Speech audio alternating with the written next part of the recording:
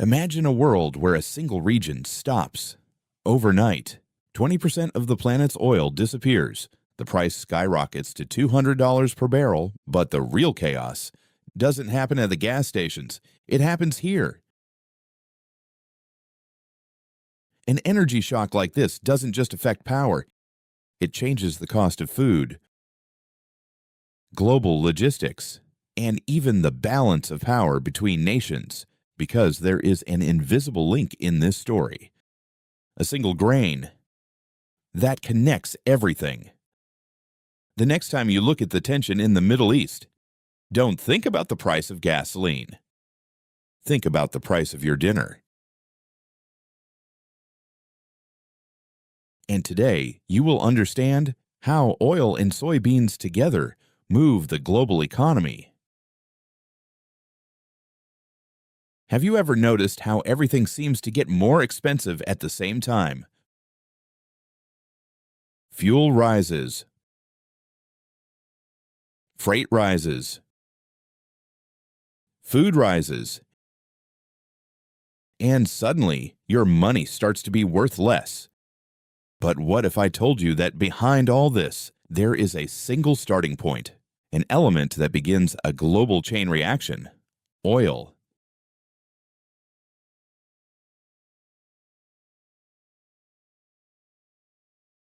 In this video, you will understand, simply and directly, how a rise in oil prices can affect practically everything around you, and why the entire world watches this market with such close attention. Oil is one of the foundations of the modern economy. It doesn't just serve to fuel cars, it is present in almost everything. In transport, in energy production, in industry, and even in agriculture. Oil isn't just in fuel, it's in things you use every day. In your toothpaste, in your shampoo, in your lipstick, in your clothes, and even in chewing gum. That's right, the gum you chew can originate from oil. And it doesn't stop there. Phones, medicines, diapers, plastic bottles, all of this begins in the same place, in oil. So when the price of oil rises, it's not just fuel that gets more expensive, it's practically everything. List of 10 things. 1. Toothpaste. Uses polyethylene for texture. 2. Lipstick and makeup. Contain petrolatums. 3. Clothes. Polyester and nylon are refined plastic. 4. Shampoo and conditioner. Petrochemical agents. 5. Chewing gum. Synthetic polymers. 6. Medicines, petrochemical compounds. 7. Electronics, plastics and circuits. 8. Disposable diapers, superabsorbent polymers. 9. Paints and varnishes, solvents and resins. 10. Plastic bottles, directly from refined oil. Now think about this. Almost everything you consume needed to be transported. Food, clothes, electronics, basic goods. Everything passes through some form of logistics, and this logistics depends directly on fuel. Ships use heavy oil. Trucks use diesel. Planes use kerosene. When the price of oil rises, fuel costs rise with it, and that makes transport more expensive. But companies don't absorb this cost alone, they pass it on, and this is where the domino effect begins.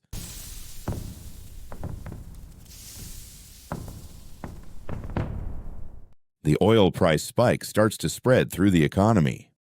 Now let's go to something even more sensitive: food. Food production depends directly on oil. Oil isn't just fuel for your car. It is the blood running in the arteries of modern agribusiness. Agricultural machinery uses fuel. Tractors, harvesters, and irrigation systems consume energy. But here is a detail almost nobody considers. A single large combine harvester can consume between 40 and 80 liters of diesel per hour. In a day's work, 10 to 12 hours, this means up to 900 liters of fuel in just one machine. Now imagine hundreds of these machines operating at the same time, every day. This cost doesn't disappear. It enters directly into the price of food. But to truly understand the scale of this threat, we have to look at the global chessboard. The power triangle. When it comes to soybeans and global food security, three nations hold the cards. The United States and Brazil are the ultimate producers, and China is the ultimate consumer.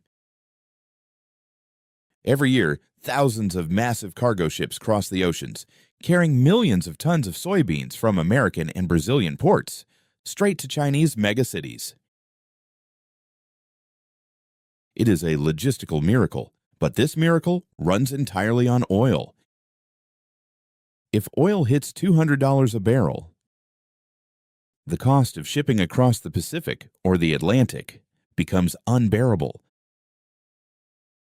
The freight cost doesn't just double, it multiplies. And suddenly, the world's largest consumer struggles to afford the food produced by the world's largest suppliers. By the way, if you want to understand exactly how this trillion-dollar logistics chain works and why it is so fragile, check out our previous episode, Why the World is Watching Soybean Prices Right Now. The link is on the screen. Now, an even more complex factor enters: geopolitics. Conflicts, sanctions, political tensions, all of this can reduce production. And when supply decreases, prices rise. Now, you might be thinking, is this really possible, or is it just a catastrophic theory? To answer that, we need to look back at the ghost of the 1970s. In 1973, the world experienced its first massive oil shock. The OPEC nations imposed an embargo. Oil prices quadrupled in a matter of months.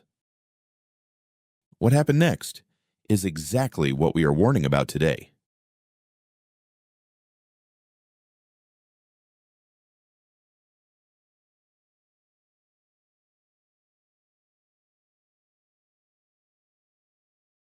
It wasn't just a gas station crisis. Inflation exploded globally. The cost of agricultural production skyrocketed, and food prices went through the roof, causing protests and economic stagnation. But here is the terrifying difference. In the 1970s, agriculture was much less mechanized than it is today. Global supply chains were much shorter.